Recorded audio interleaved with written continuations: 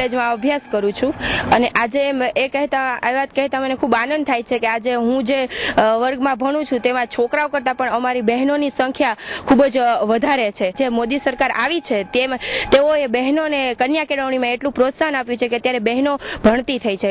બાજુના ગામડેથી જે બહેનો આવતી હતી તેઓને અભ્યાસ કરવામાં ખૂબ જ મુશ્કેલી પડતી હતી. તેઓને બસનું ભાડું ચૂકવવું પડતું હતું અને ઘણા એવા બીજા સમસ્યાઓ હતી કે તેથી કરીને તેના મા બાપ તેને આવવા દેતા ન હતા. પરંતુ જ્યારથી આ બસના ફ્રી પાસ થયા છે ત્યારથી તે ગામડાની બહેનોને પણ ભણવામાં સહુલિયત મળી છે અને તે બહેનો પણ આજે ભણી ગણીને આગળ આવી રહી છે. તો આ બધી જ વાતનો શ્રેય જાય છે મોદી સરકારને, મોદી સાહેબને. તેઓએ આજે બહેનોને કન્યા કેળવણીમાં ખૂબ જ મોટો ફાળો આપ્યો છે.